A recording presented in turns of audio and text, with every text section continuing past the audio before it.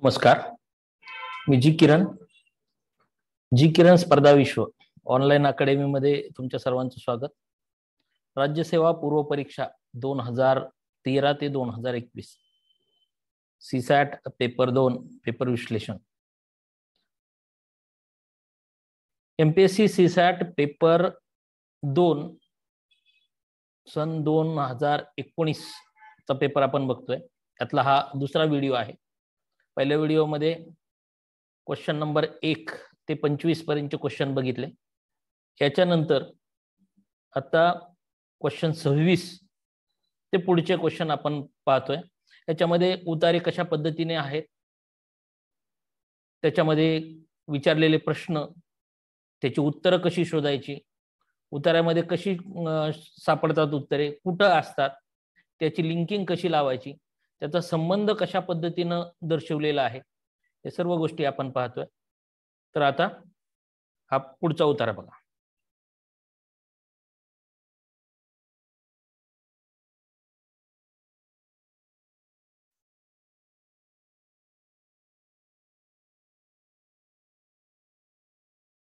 हा आहे सती विरोधी कायदा 1987. हा पॅसेज तुम्ही बुकमध्ये पूर्ण वाचून बघा. सतीचा गुन्हा करणाऱ्या व्यक्तीला प्रोत्साहन देण्याची शिक्षा.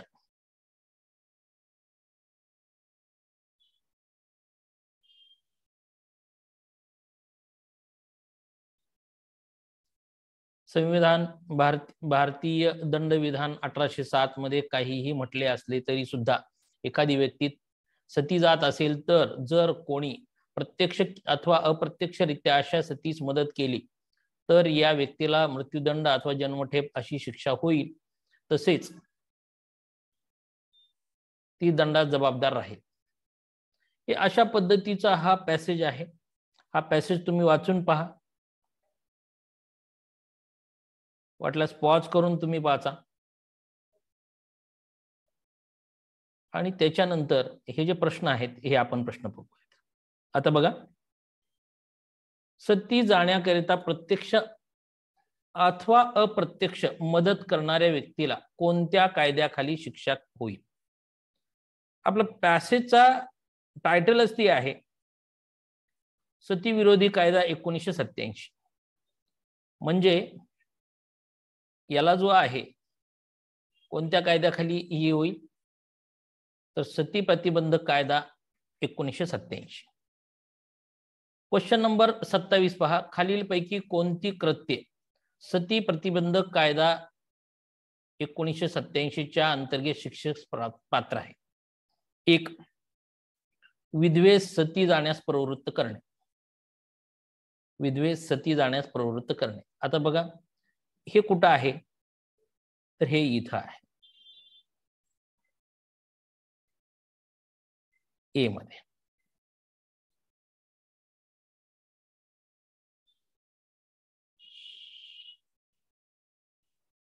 सती जाण्यास प्रवृत्त करणे, बरोबर. हा आहे, म्हणजे हे 1 बरोबर आहे, ए मध्ये सापडत आहे. आता विधवेस सती जाण्यास निर्णय घेण्यास मदत करणे. आता विधवेला मदत करायची सती घेण्यासाठी, तर तो पार्ट कुठं आहे तर हा डी मध्ये आहे. निर्णय सती जाण्यास निर्णय घेण्यास मदत करणे म्हणजे डी पार्ट आहे. हेही बरोबर आहे आपलं, डी मध्ये हे सापडत आहे. आता सतीच्या संबंधात कोणत्या मिरवणुकीत सामील होणे हेही शिक्षेस पात्र आहे. हे कुठं आहे हे पण डी मध्ये सापडत आहे आपल्याला. हे पहा, मिरवणुकीत भाग घेणे. म्हणजेच हा पार्ट पण सापडला.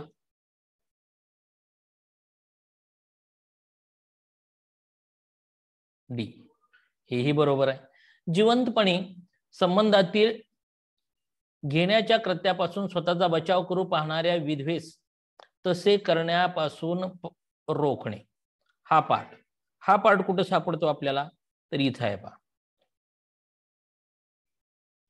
जर ती स्वतःचा बचाव करण्यापासून रोखणे, म्हणजे हे चारीच्या चारी जे ऑप्शन आहेत हे बरोबर आहेत, आपल्याला पॅसेजमध्ये ते सापडलेत, हा एफ मध्ये सापडला, म्हणून उत्तर काय आलं, वरील सर्व आलं.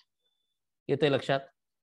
आता क्वेश्चन नंबर 28 पहा. सती प्रतिबंध कायद्यानुसार पुढील पैकी कोणती कृत्ये सती जाण्यास प्रोत्साहन देणारी अथवा सहाय्य करणारी समजली जातात. नंबर 1, सती जाणाऱ्या व्यक्तीला रोखण्याचा प्रयत्न करणाऱ्या पोलिसांच्या कृत्याला अडथळा निर्माण करणे. हे कुठं आहे, तर हे इथं आहे.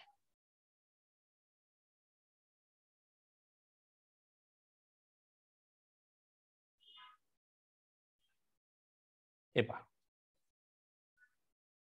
घटनेला रोखण्यासाठी पोलीस प्रयत्न करत असतील तर त्यांना अडथळा निर्माण करणे, म्हणजे हेही बरोबर आहे, हा पार्ट बरोबर असेल. बरोबर, हा जी मध्ये सापडला आपल्याला. सती जात असलेल्या घटनास्थळी उपस्थित राहून सक्रिय सहभाग घेणे, हा पार्ट कुठं आपल्याला दिसून येतो, तर हा इथं दिसून येतो, सक्रिय सहभाग घेणे. म्हणजे प्रत्येक तुम्हाला तुमच्या पॅसेज मध्ये सापडतंय, फक्त तुम्हाला शोधायचं आहे ते ऍक्च्युअल कुठं आहे ते. हे ई मध्ये सापडलं आपल्याला. सती गेल्यास मृत पतीला आध्यात्मिक फायदा होईल यावर विधवेचा विश्वास ठेवायला भाग पाडणे, तर हा पार्ट आपल्याला कुठं सापडतो, तर हा सापडतो आपल्याला बी मध्ये. हे पहा, एक पतीला अथवा नातेवाईकांना आध्यात्मिक लाभ होणार आहे अशा पद्धतीचं तिला सांगणं, हा जो पार्ट आहे हेही म्हणणं बरोबर आहे. हे आपल्याला बी मध्ये सापडलं, बरोबर आहे. हे बी मध्ये, हेही बरोबर आहे. सती जाण्याचा विचार विधवेने बदलू नये म्हणून तिला प्रेरणा देणे किंवा प्रोत्साहन देणे, हा पार्ट प्रोत्साहन देण्याचा प्रकार करणे, म्हणजे कुठं आहे, तर हे इथं सापडतं.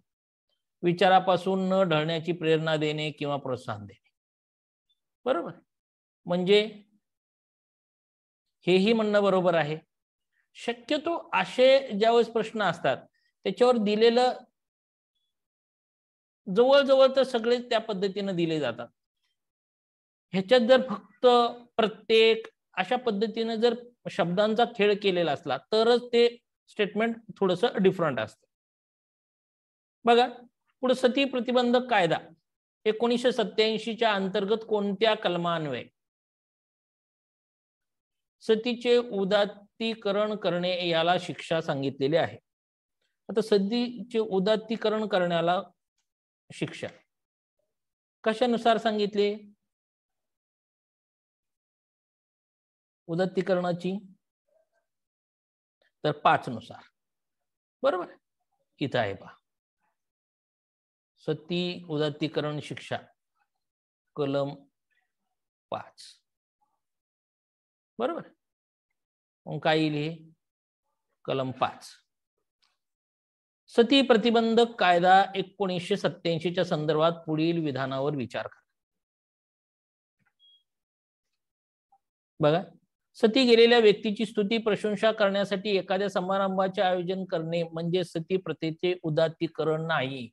उदात्तीकरण नाही म्हणतंय, प्रशंसा करणे हे सुद्धा उदात्तीकरणाचंच एक प्रतीक आहे, हे चुकीचं असेल. सती गेलेल्या व्यक्तीच्या स्मृती जतन करण्याच्या उद्देशाने त्या व्यक्तीचे मंदिर बांधणे, म्हणजे एखादी व्यक्ती सती गेली तर तिचं मंदिर बांधणे, हा जो प्रकार आहे हा सती प्रथेचे म्हणजे उदात्तीकरण करणे, त्याला प्रोत्साहन देणे आहे, त्याला बढावा देणं असा प्रकार आहे, म्हणून हे बरोबर आहे. उत्तर काय येईल, पर्याय नंबर 3 येईल, ए चूक आणि बी बरोबर. येते लक्षात.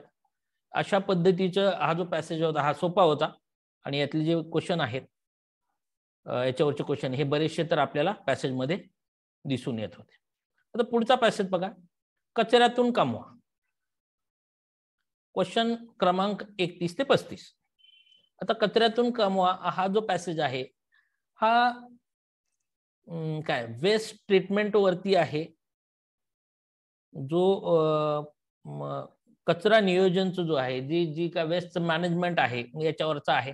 निगडी आणि पिंपरी चिंचवड येथील सेंट ओरोस व सेंट एंड्रू मुलांनी 539 किलो प्लास्टिकचा कचरा हा कचरा कुंड्यात व नदीमध्ये जाणार नाही याची खात्री केली. म्हणजे हा अशा पद्धतीचा पॅसेज आहे. हा पॅसेज एकदा वाचून घ्या.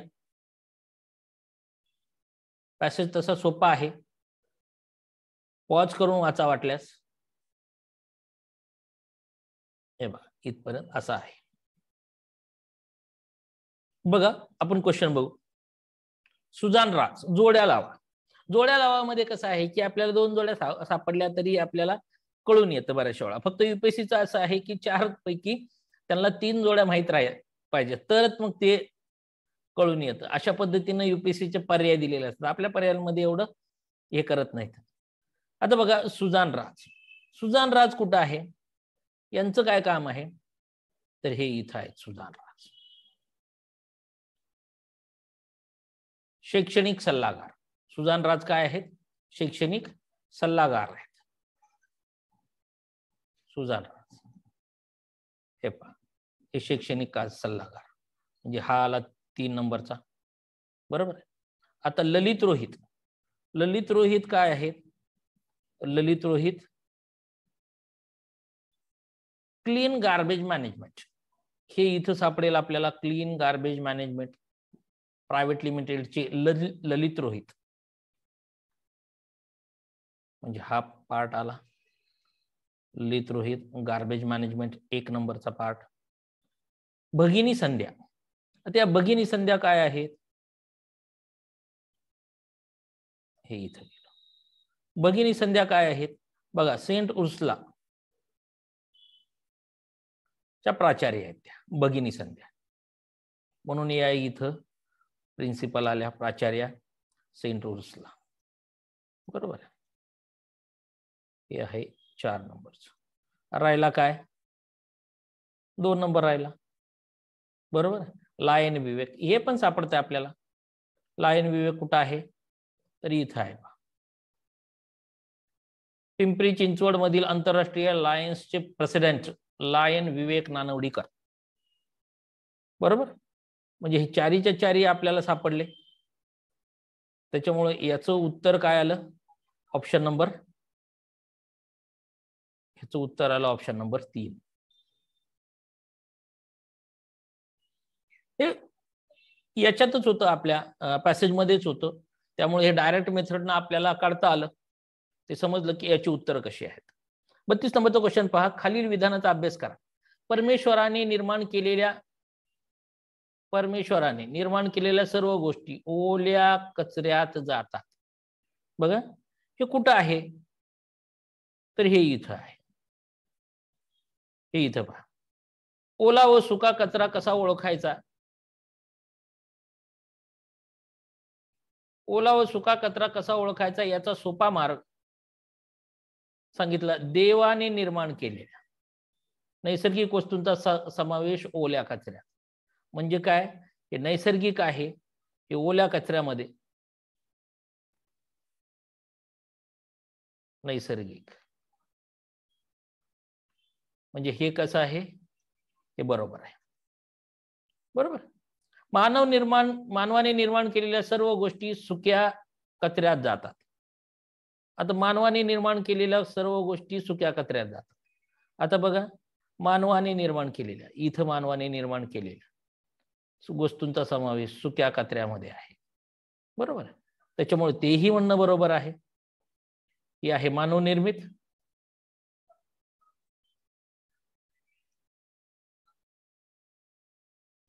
हेही म्हणणं बरोबर आहे. म्हणजे हे दोन्ही बरोबर आहेत. याच्यामध्ये प्रत्येक ठिकाणी ऑप्शन मध्ये बघा, प्रत्येक ठिकाणी 2-2-2-2च आहेत.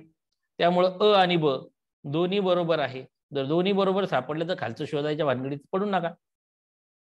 परमेश्वराने आता ओल्याचं आहे तिथं सुक्याला जाईल असं कधीच होणार नाही. हे उलट फक्त केलंय त्यांनी. येते लक्षात. पुढे पहा. कचरा कुंडीत कचरा केव्हा नसेल. नसेल म्हणतोय. बघा हे कधी आहे, इथं.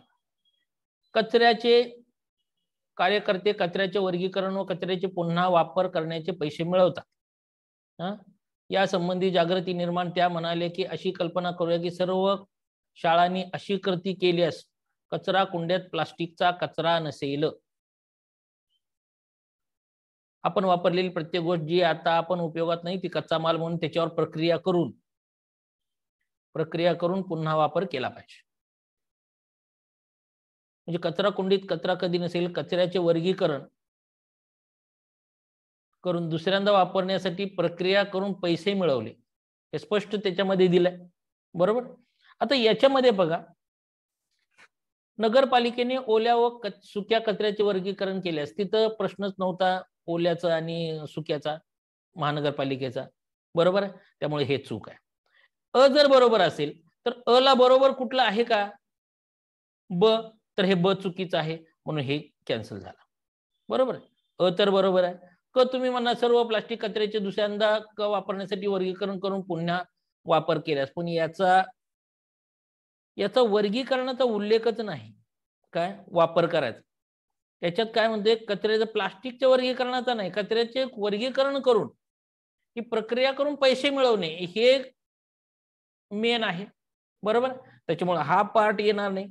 अ सोबत जर तुम्हाला क जोडायचा असला तर पर्यायामध्ये कुठंच क नाही. क नसल्यामुळं फक्त अ हे बरोबर आहे. बऱ्याचशा वेळा काय होतं माहितीये का की दोन ऑप्शन मध्ये आपण कन्फ्यूज होऊन जातो. त्यावेळेस जे कन्फर्म आहे त्याला मार्क करून त्या स्टेटमेंटला मार्क, त्याच्यासोबत कुठलं स्टेटमेंट जोडलं जाते का हे बघा. अ सोबत क कुठंच दिलेलं नाही, त्यामुळे फक्त अ ला मार्क करावा लागेल आपल्याला. पुढे बघा 34 नंबर, सुका आणि ओला कचरा ओळखण्याचा मार्ग कोणी सांगितला. ओला आणि सुका कचरा ओळखण्याचं हे कोणी सांगितलं, कोणाच्या पॅराग्राफ मध्ये आहे, तर हे सुजान राजच्या. बरोबर. हे सुजान राजच्या पॅसेज मध्ये आहे. त्याच्यामुळे उत्तर काय आलं, सुजान राज झालं. सेंट अँड्रूजच्या प्राचार्या प्लास्टिकचा कचरा गोळा करण्याचा संदेश देण्यास कोणत्या दळणवळणाचा साधनाची मदत केली आहे. Number 1 telephone, number 2 mobile SMS, number 3 पालकास पत्र आणि नंबर 4 वरील सर्व. आता याच्यामध्ये त्यांनी स्पष्ट दिलंय की त्यांनी पालकांना कशावर संदेश पाठवला. मोबाईलवरून पालकांना व शाळेच्या संचालकांना संदेश पाठवल्याचे मोठ्या प्रमाणात प्लास्टिक गोळा करण्याचा फायदा झाला. बरोबर. म्हणजे याच्यामध्ये कशावरून पाठवला, तर मोबाईल SMS वरून पाठवला. उत्तर काय आलं, मोबाईल SMS. हाही पॅसेज सोपा होता. याच्यामध्ये बरेचसे काय अवघड नव्हतं. आपल्याला वरती जाऊन पॅसेज मध्ये बऱ्याचशा गोष्टी आपल्याला सापडत होत्या. बघा त्याच्यानंतर हा जो पॅसेज आहे 36 ते 40चा, हा थोडासा किचकट वाटणारा पॅसेज आहे. पण किचकट वाटताना थोडं तुम्ही लक्ष दिलं, काय काय होतं की बऱ्याच वेळा आपण पॅसेज वाचत असतो, वरून पॅसेज वाचत जातो आणि खाली गेलं की मग कशाचा पॅसेज होता तेच लक्षात राहत नाही, परत एकदा वर येतो. हा बऱ्याचशा वेळा आपल्याला घडून येतं अशा पद्धतीत. कारण कसं आहे की सगळ्याच गोष्टी आपल्याला डोक्यात राहतील असा काय प्रकार नसतो. मग बऱ्याचशा वेळा कसं आहे की मी तुम्हाला एक सांगितलं होतं की प्रश्न अगोदर वाचा आणि त्याच्यानंतर पॅसेज मध्ये जा. प्रश्न वाचल्यानंतर तो पॅसेज किती जड आहे, म्हणजे किती हार्ड आहे, त्याची डेप्थ कशी असेल हे तुम्हाला लगेच कळून येतं.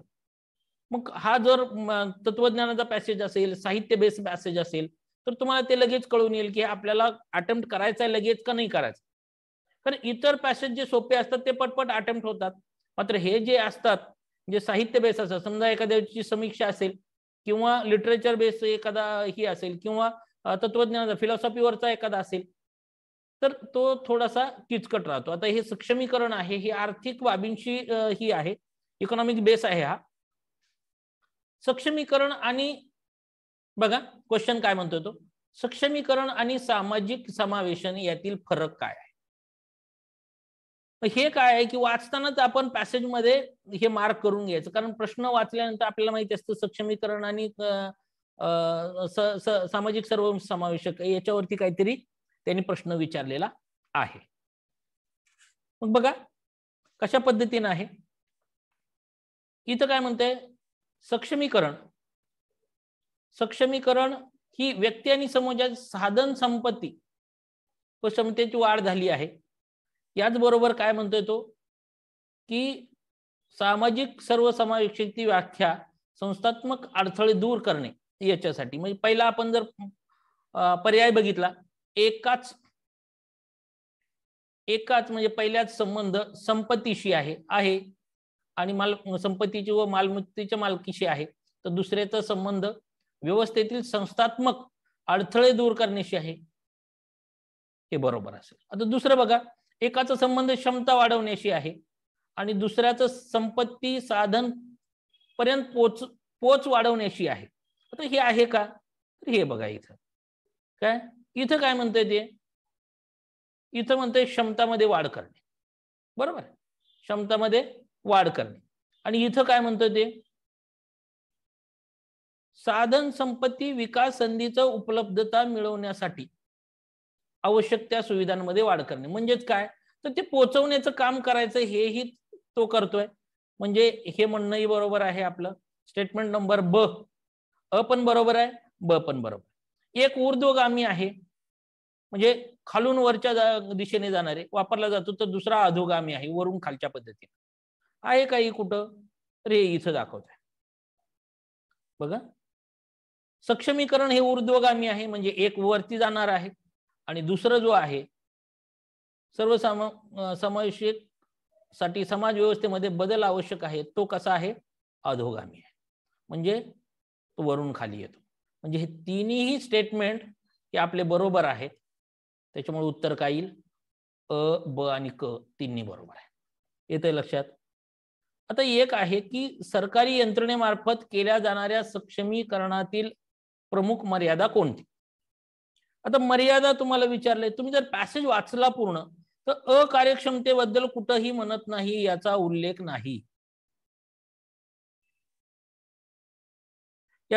नाही आता याच्यामध्ये भ्रष्टाचार म्हणते भ्रष्टाचाराचा पण याच्यात कुठं उल्लेख नाही पॅसेज मध्ये बघितलं तर राहिला पाठ काय आहे ती यंत्रणा वरून खाली अधोगामी प्रणाली वापरते आता हे कुठं सापडतं आपल्याला तर ते इथं सापडतं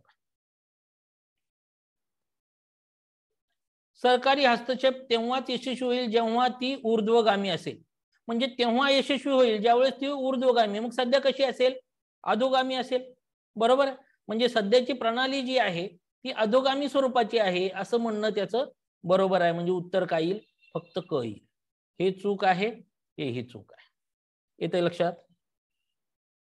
पुढे पहा सक्षमीकरणाच्या प्रक्रियेत शासनाची भूमिका काय असावी आता शासनाची मदतनीसाची ब सुलभीकरण करण्याची क सबलीकरण करण्याची ड थेट मदत पुरवणारी अशा पद्धतीने 4 ऑप्शन दिलेले आहेत आता याच्यामध्ये पहा कशी असावी तर ही हे पहा हातभार लावणारे म्हणजे मदत करणारे बरोबर याच्यामध्ये सक्षमीकरण सहभाग वाढवणारे आहे बरोबर म्हणजे सुलभीकरण करणारे सक्षमीकरण करणारे म्हणजे सबलीकरण करणारे अशा पद्धतीचा तो भूमिका आहे याच्यामध्ये हे पूर्ण जो हा पार्ट आहे इथून इथपर्यंतचा हा जर वाचला तर कुठेही शासन मदत करते असं म्हणत नाही कुठेही शासन मदत करते अशा पद्धतीचा कुठेही उल्लेख नाही त्याच्यामुळे थेट मदत पुरवणे हा जो आहे हा पार्ट कॅन्सल होईल हा जर पार्ट कॅन्सल असेल तर हे कॅन्सल होईल हे पण कॅन्सल होईल राहिलं काय अ ब क आणि अ आणि ब आता क जर आपल्याला जोडायचं तर सबलीकरण करण्याचं आहे का आहे महिलांबाबतचं सबलीकरण आहे त्याच्यामध्ये म्हणजे उत्तर काय येईल ऑप्शन नंबर 2 येईल येतंय लक्षात ज्यावेळेस तुम्ही हा पार्ट तिथं दिसत नसेल 2 कॅन्सल होतील 2 पर्याय शिल्लक राहतील 2 पर्यायामधला एक एक्स्ट्रा आहे तो म्हणजे क आहे सबलीकरण करण्याची तिथं तुम्हाला डायरेक्ट दाखवतंय की महिलांचं सबलीकरण त्यांचा समावेश करून घेणं हे महत्वाचं आहे म्हणतंय म्हणजे त्यांचं सबलीकरण करण्याचा विचार हा शासनाकडून होतो म्हणून पर्याय 2 बरोबर असेल का तर त्यामध्ये क चाही समावेश असेल असं सक्षमीकरणाच्या संकल्पनेचा घटक कुठला आहे? निर्णय प्रक्रियेत महिलांचा सहभाग आहे, बरोबर. संसाधनावरील पकड हे पण आहे. कौशल्य आत्मसात करणे आहे, तिथंच आहे. हे पहा महिलांचा सहभाग आहे, बरोबर. सहभाग वाढवणे, कौशल्य विकास हा पण प्रकार आहे. त्याच्यानंतर संसाधने हा पण त्याच्यामध्ये आहे. याच्यामध्ये नाही काय बघा, तर याच्यामध्ये नाही काय, तर संसदेत जास्त प्रतिनिधित्व मिळवणे, जास्त प्रमाणात प्रतिनिधित्व हा प्रकार नाही. म्हणजे ड नाही म्हणून 4 नंबरचं नाही. आता राहिले याच्यामध्ये अ आणि क कशामध्ये आहेत, तर अ आणि क याच्यामध्ये आहेत. कारण हे तुम्हाला सहज दिसतात हे दोन, बरोबर. अ आणि क सहज दिसतात पॅसेज मध्ये, त्यामुळे अ आणि क इथं आहे, तर 3ला मार्क करून टाकायचं. आता पुढे बघा, महिला सक्षमीकरण आणि पुरुष सक्षमीकरण यात परस्पर विरोधाभास नाही. कारण आता याच्यामध्ये हे महिला सक्षमीकरण आणि पुरुष सक्षमीकरण विरोधाभास नाही, म्हणजे हे एकमेकाच्या विरुद्ध नाही, बरोबर. हे कुठं दाखवते तुम्हाला, तर हे पहा इथं आहे शेवटचा पॅसेज. सक्षमीकरण शून्यगामी प्रकार नाही. सक्षमीकरण शून्यगामी प्रकार नाही, ते समजून घेतले पाहिजे. कारण अशा शून्यगामी खेळात एकाचा लाभ दुसऱ्याचे नुकसान असते. म्हणजे महिलांचे सबलीकरण झाले तर आपोआपच पुरुषांचे निर्बलीकरण होणार असे नाही, बरोबर आहे. म्हणजे शून्यगामी नाही का, तर महिलांचे सबलीकरण झाले तर पुरुषांचे निर्बलीकरण होणार नाही, हे डायरेक्ट सांगतंय ते पॅसेज मध्ये. म्हणून याच्यामध्ये सक्षमीकरण हा शून्यवर्ती प्रकार नाही, हे बरोबर आहे. इथं म्हणून नका शून्यगामी म्हणतंय, तिथं वरती म्हणतंय, हा काय प्रकार आहे. एवढ्या ह्याच्यात एमपीएससी जास्त हे करत नाही. शून्यगामी आणि शून्यवर्ती हा एकच प्रकार आहे. दुसरं, महिलांचे सबलीकरण पुरुषांना दुर्बल करत नाही, डायरेक्ट स्पष्ट लिहिलेलं आहे त्याच्यामध्ये. म्हणून हे दोन्ही बरोबर आहे. पुढे बघा, भारतातील पुरुष व स्त्रियांचे प्रमाण पाहता पुरुष संख्येने खूप जास्त आहेत, याचा संबंधच नाही, याचा कुठेही उल्लेख दिलेला नाही. जो उल्लेख नाही तो उगाच धरून मारून मुटकून आणायचा नाही, त्याच्यामुळे हे कॅन्सल होईल. जर क कॅन्सल असेल तर राहिले काय, अ आणि ब, दोन. अशा पद्धतीनं आपल्याला हा पॅसेज सोडवावा लागत होता. हा पॅसेज थोडा हार्ड होता इतरांपेक्षा. आता पुढे पहा, हे तुम्हाला उत्तर दिलेले आहेत बुक मध्ये, ते तुम्ही एकदा वाचून घ्या. आता हा आदिवासीच्या याच्यावरती पॅसेज आहे पहा, क्वेश्चन नंबर 41 ते 45. हा पण थोडासा अभ्यास करावा लागणारा पॅसेज होता, पण सोपा पॅसेज, एवढं जास्त अवघडातला हा पॅसेज नव्हता.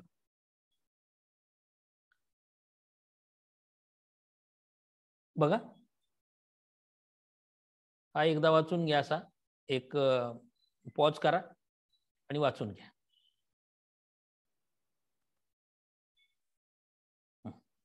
बघा, क्वेश्चन आहे, आदिवासी भाषांना लिपी नसण्याचे कारण काय? लिपी नसण्याचे कारण काय? नंबर 1 अ पहा, त्यांना फक्त निसर्गच वाचता येत होता. ब, डोंगरदऱ्या हेच त्यांचे विसू होते.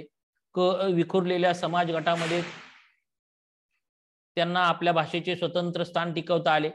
अंधश्रद्धेचा पगडा असल्याने त्यांची कोणतीच लिपी अवगत केली नाही, बरोबर. आता इथं पहा, कारण आपण क्वेश्चन वाचल्यानंतर जर पॅसेज मध्ये जात असेल तर आपल्याला माहित असतं की लिपीबाबतचा कुठला तरी क्वेश्चन आहे. आता बघा, इथं ते म्हणतं या भाषांना लिपी नाही, बरोबर. हे स्पष्ट म्हटलंय. का, तर हे आदिवासी लोक अनेक समाजात विखुरलेले आहेत. म्हणजे काय आलं तुमचं बरोबर, क बरोबर आलं, हे क बरोबर आहे. आता क बरोबर म्हटल्यानंतर क कुठं कुठं आहे, इथं एक क आहे, इथं एक क आहे, हे कॅन्सल, हा कॅन्सल. राहिला काय आता हे. आता ड, अंधश्रद्धेचा पगडा असल्याने त्यांनी कोणतीच लिपी अवगत केलेली नाही. या पॅसेजमध्ये अंधश्रद्धेचा इथला पार्ट जर बघितला, अंधश्रद्धेचा कुठलाच प्रकार त्याच्यामध्ये लिहिलेला नाही त्यांनी, त्यामुळे लिपीशी संबंध अंधश्रद्धेचा कधीच असणार नाही. म्हणून उत्तर काय येईल? फक्त क. येतंय लक्षात? अशा पद्धतीनं हे थोडस जज करायचं आपलं. आता आदिवासीचे पुरोगामित्व सूचित करणारी वाक्य कोणती? पुरोगामित्व म्हणजे आधुनिकपणा, आधुनिक विचार.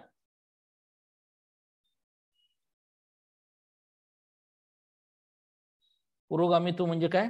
तर आधुनिक विचार त्याचा. आता याच्यामध्ये बघा काय म्हणतोय? आदिवासी बोली भाषा, वेशभूषा, आचार विचार, जीवन व्यवहार, चालीरीती हीच त्यांची संस्कृती आहे. ही संस्कृती आहे, त्याच्यानं कुठं त्याचा पुरोगामी विचार दिसून आला का याच्यामध्ये? तर नाही. निसर्गावर निरंतिशय प्रेम करणारी आदिवासी वर्णभेद आणि उच्च निश्चता मानत नाहीत. हा एक आधुनिक विचार आहे. आणि हा आधुनिक विचार कुठे सापडतो आपल्याला? तर इथं सापडतो.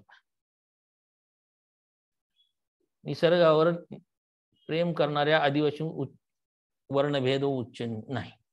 बरोबर, इथं आपल्याला हे सापडतं. त्याच्यामुळं ब बरोबर.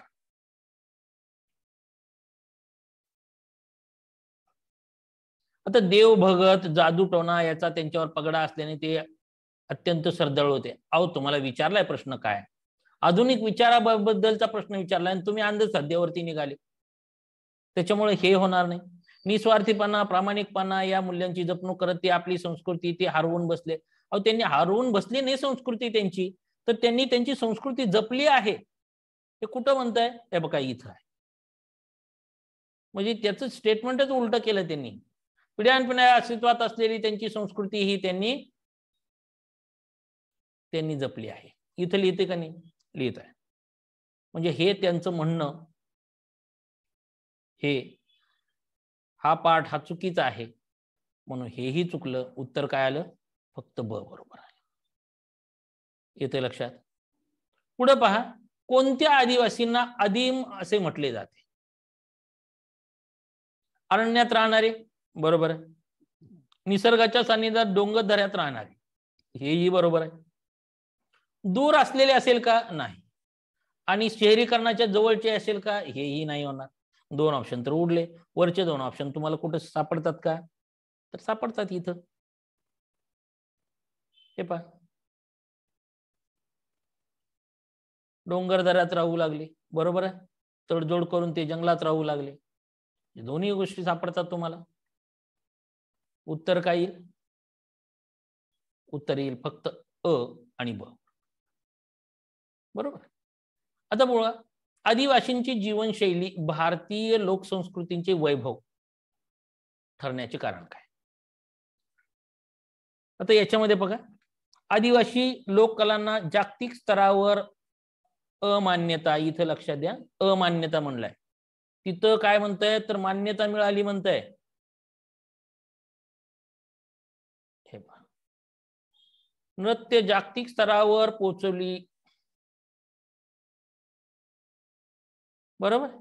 त्याच्यामुळे ही अमान्यता जी आहे हे चुकीचं असेल. बरोबर. पिढ्यानपिढ्या अस्तित्वात आपल्या संस्कृतीची जपणूक केली, हे बरोबर आहे त्यांचं.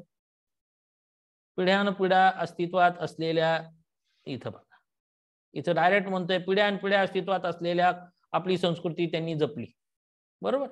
म्हणजे हे बरोबर आहे. आपल्याला प्रत्येक पाठ हा कुठं सापडतो हेही आपण शोधतोय.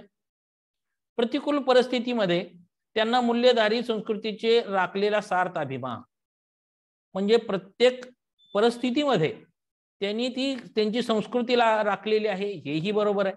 निसर्गाच्या सानिध्यात राहून त्यांच्या वर्णभेद उच्च निश्चता भावना गळून पडली. वर्णभेदाची आणि उच्च निश्चतेची भावना, उच्च निश्चता नाही त्यांच्यामध्ये. निसर्गाच्या सानिध्यात राहून, म्हणून हे गळून पडलेले आहे, म्हणून हेही चुकीचं आहे. आता बघा, प्रत्येक ठिकाणी 2-2 आहे. काय? 2-2 आहे. हे कन्फर्म तुमच्याकडे आहे, ब आणि क. मग हे ब आणि क.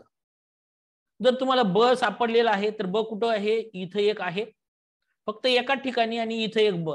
अला तर चुकीचं आहे, त्याच्यामुळे उत्तर कुठलं मार्क करायचं, 2 मार्क करायचं. बऱ्याचशा वेळा स्टेटमेंट मध्ये कन्फ्युजन होत राहतं, त्यावेळेस तुम्हाला पर्यायावरून जज करता आलं पाहिजे. येते लक्षात. आता पहा, अरण्यक, गिरिजन, वनवासी, आदिम या शब्दशः समान अर्थ असणारे शब्द कोणते? आता बघा, अरण्यक आदिम, वनवासी गिरिजन, अरण्यक वनवासी काय आणि वनवासी आदिम. आता याच्यामध्ये जर तुम्ही बघितलं, आपल्याला व्यक्ती शब्दशः पाहायचं आहे. सगळ्या गोष्टी आपल्याला शब्दशः पाहायच्या आहेत. इथं बघा, हे अरण्यक आहे आणि इथं वनवासी आहे, बरोबर. आदिवासींचा उल्लेख अरण्यक असा आहे, तेथे मूळ निवासी दुर्गम पहाडीत राहतात, प्रदेशात राहतात, उल्लेख गिरिजन आणि वनवासी असा आहे. आदिमचा जो आहे हा आदिम, आदिवासींना आदिम असं म्हटलं जातं. हा जो प्रकार आहे आदिवासीशी संबंध आदिमचा आहे. आदिवासी अरण्यकचा लावलेला नाही, आदिवासीचा संबंध आदिमशी आहे. त्याच्यामुळं आपल्याला फक्त आणि फक्त हेच मार्क करता येईल, अरण्यक. कारण अरण्यकाचा कशाशी संबंध लावलाय त्यांनी, वनवासीशी लावलाय.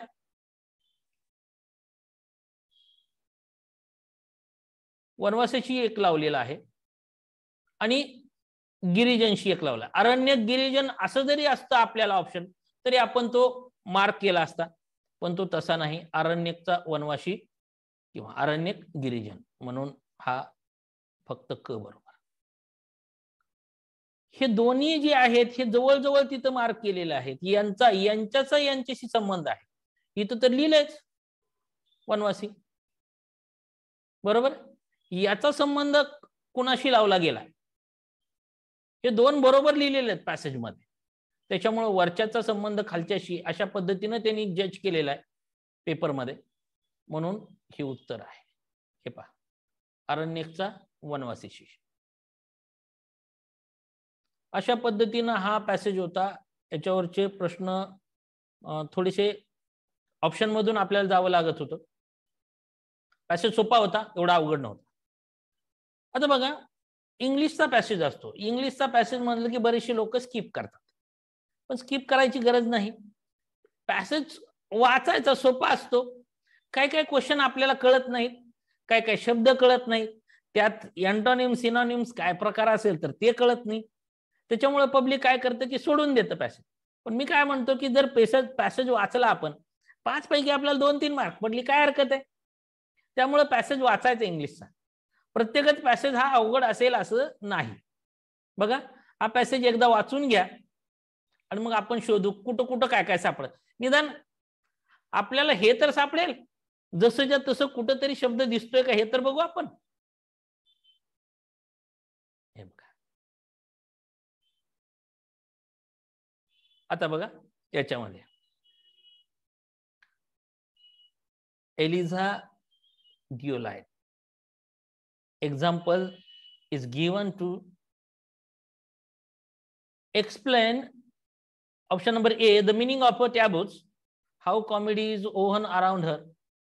C, option C, हे काय, how language plays an important role in moving up and down in the social scale. D, how good language is necessary to accept in higher society. आता हे कुठे सापडतं आपल्याला, आता ही शोधत राहायचं. ज्याला काय कळत नाही इंग्लिश मधलं त्याने एक काम करायचं, कुठंतरी ते सापडते का आपल्याला हे शोधायचं आणि तिथून पळायला सुरुवात करायची. हे बघा, इथं आपल्याला कुठतरी तो शब्द सापडला आणि मग याच्यानंतर आपण शोधायला सुरुवात करायची. आता 4 तर नाही, आपल्याला 2च मार्क करायचे. बघा पर्याय बघा, इथं 2 आहेत, इथं 2 आहेत, इथं 2 आहेत, इथं 2. इथं काय म्हणतंय, हे कशाच्या संबंधात आहे.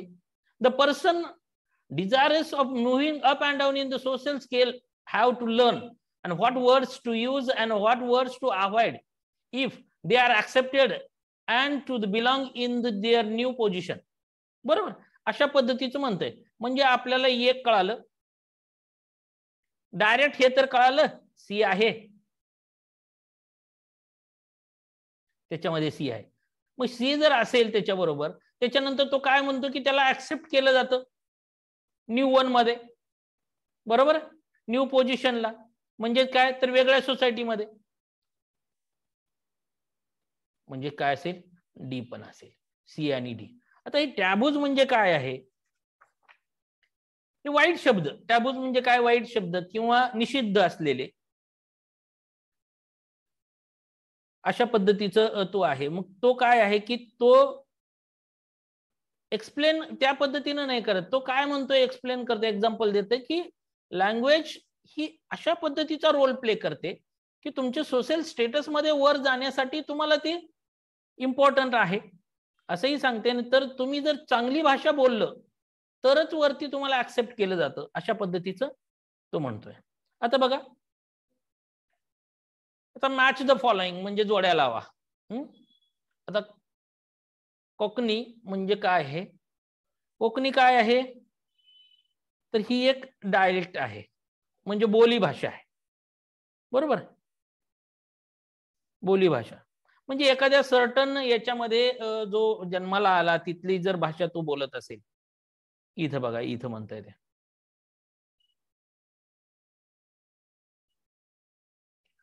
अनलर्न हर नेटिव्ह कोकणी, बरोबर, म्हणजे ही एक डायलेक्ट आहे, म्हणजे हे बोली भाषा आहे, याला काय म्हणतात, बोली भाषा. अकल्ट्रेशन ही काय आहे, म्हणजेच काय आहे तर एखाद्याचं संवर्धन करणे. मग हे संवर्धन कशाचं होतं तर तुमच्या कल्चरचं होतं, बरोबर, हे इथं असेल. हायरार्की म्हणजे काय असेल, हायरार्की आपल्याला माहिती आहे, लेवल असतात, लेवल असतात, म्हणजेच काय असेल, हे असेल सिस्टीम ऑफ लेवल्स, बरोबर. हायरार्की म्हणजे काय, लेवल आहेत त्या. टॅबूज म्हणजेच काय आहे की वाईट शब्द आहेत. मी मगाशीच सांगितलं तुम्हाला की टॅबूज म्हणजे वाईट शब्द, प्रोहिबिटेड वर्ड्स, आपण धरून चालू शिव्या, बरोबर, प्रोहिबिटेड वर्ड्स. आणि मॅनिफेस्टेशन म्हणजेच काय आहे तर कसं आहे, त्याचं मिनिंग आहे की स्पष्ट दाखवतो. तो मॅनिफेस्टेशन स्पष्ट दाखवतो, एक प्रकट करतो स्वतःला, म्हणजेच काय आहे, क्लिअरली सीन. म्हणजे हा आला 2, काय आलं आपलं 3, 5, 4, 1 आणि 2, ऑप्शन नंबर. यातले 2, 3 सापडले तरी आपल्याला मॅच द फॉलोइंग येऊन जाईल, 2.5 मार्क सहज मिळून जातील. पुढे पहा, which of the following statements are true in the context of the passage. Number A, animal learn through imitation but not human being.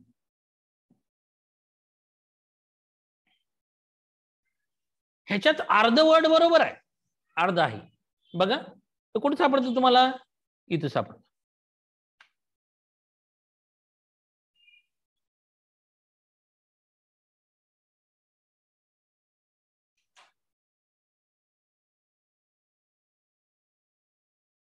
हे पहा, इथं आपल्याला सापडतंय.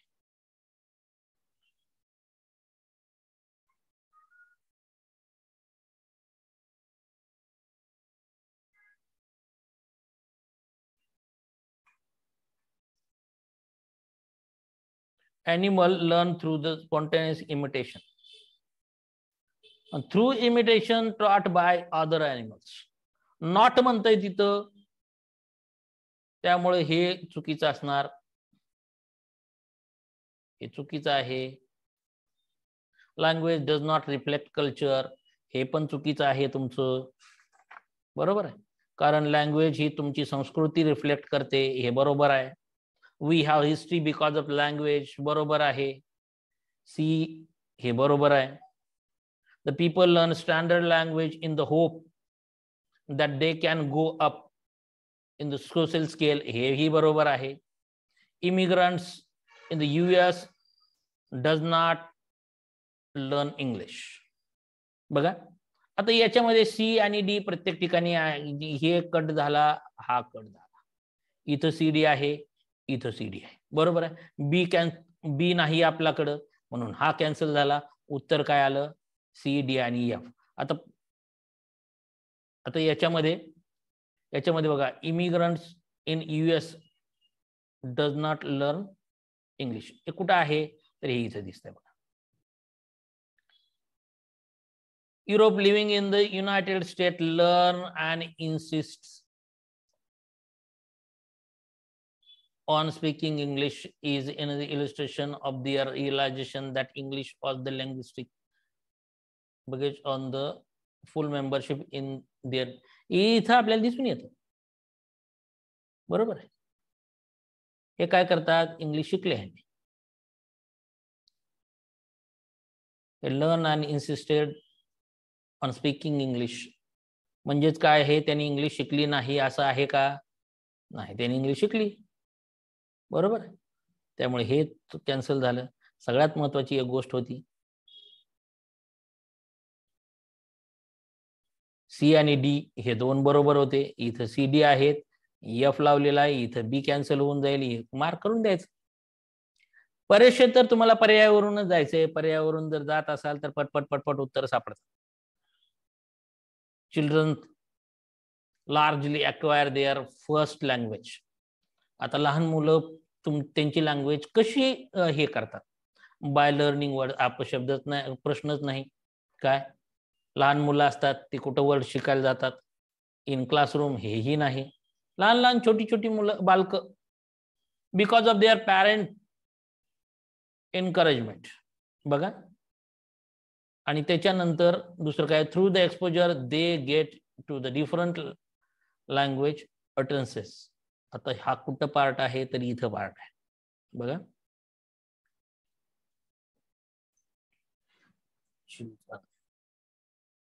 हे आलं पहा. Children have largely acquired their first by the grammar construction exposure of a random collection of utterances and they encounter. याच्यामध्ये त्यांच्या आई वडिलांचं किंवा त्यांच्या पॅरेंटचं कुठंही काहीही म्हटलेलं नाही. त्याच्यामुळं ते पॅरेंटमुळे शिकतात अशातला काय प्रकार नाही. त्यामुळे हेही चूक असेल. फक्त काय बरोबर असेल, पॅसेज मध्ये आपल्याला फक्त डी दिलंय तर डीच मार्क करायचं. Choose the correct option. People is the higher society laugh at. People in the higher society laugh at. लोक वरच्या म्हणजे हायर क्लास मधले लोक हसतात. कशाला हसतात बघ? People who do not want any change in their language. People who try to better themselves by the appreciating their language in its phonological, grammatical and vocabulary features. हे डायरेक्ट तिथं दिसतंय आपल्याला. सगळ्यात मोठं लांब लचक पर्याय आहे, लिहून टाकायचा, हाच बरोबर असतो. बरेचशा वेळा एमपीएससी मध्ये तेही लक्षात ठेवा, लांब लचक पर्याय जो असतो तो हा त्याला एक्सप्लेन केलेला असतो आणि एक्सप्लेन करणे म्हणजेच तो प्रकार असतो किती उत्तर असतं. हे बघा इथं दिलं गेले. Deliberately cultural and appreciate dialect in its lexical, grammatical and phonetical features. तो त्याच्यामध्ये जर तो त्याची लँग्वेज त्याच्यामध्ये तो जर ट्राय करत असेल तर लोक त्याला हसायचा प्रयत्न करतात. अशा रीतीने हा ऑप्शन नंबर 2 बरोबर आहे. इंग्लिशचे पॅसेजवरचे जे क्वेश्चन आहेत हे थोडे पॅसेज मध्ये जाऊन बघायचे सापडते आपल्याला. त्याच्यामध्ये आपल्याला 3-4 जरी बरोबर आले, आपले 3 बरोबर जरी आले तरी खूप झालं. चुकतील कुठले माहितीये का, की ज्याच्यामध्ये तुम्हाला अँटोनिम्स, सिनोनिम्स काहीतरी प्रकार आहे आणि ते तुम्हाला शोधायचंय. असा प्रकार आला तर ते आपल्याला काय कळणार नाही. असे असेल तर 1-2-3 तर आपल्याला बरोबर येतात. त्यामुळे पॅसेज हा इंग्लिशचा पण वाचून घ्या. इंग्लिशचा पॅसेज वाचला तर कधीही बेटर राहील. सर्व पॅसेज या पद्धतीने पर्याय तुम्हाला सापडणारं उत्तर पर्यायातलं, तुम्हाला पर्यायातलं सापडणारं उत्तर प्लस त्याच्यामधले जे पर्याय आहेत हे तुम्हाला विधाने मॅनेज करूनच उत्तर लिहायचंय. कारण प्रत्येक वेळा त्याच्यात ॲक्युरेसी जर आणायची असेल तर तुम्हाला या गोष्टीचं जजमेंट कुठेतरी आलं पाहिजे. अशा पद्धतीनं हा जो पॅसेज 2019चा क्वेश्चन पेपर होता. त्या 2019च्या क्वेश्चन पेपर मधले हे पॅसेज होते. पूर्ण क्वेश्चन क्रमांक 1 ते 50 पर्यंतचे क्वेश्चन बघितले आपण. उतारे वगैरे कसे सोडवायचे, कशा पद्धतीने त्याची उत्तर जज करायची, ॲक्युरेसी कशी डेव्हलप करायची हेही पाहिलं. आता पुढच्या व्हिडिओमध्ये त्याच क्वेश्चन पेपर मधले म्हणजे 2019 मधलेच जे मॅथ्स, रिझनिंग आणि डिसिजन मेकिंगचा जो पार्ट आहे तो आपण बघूयात.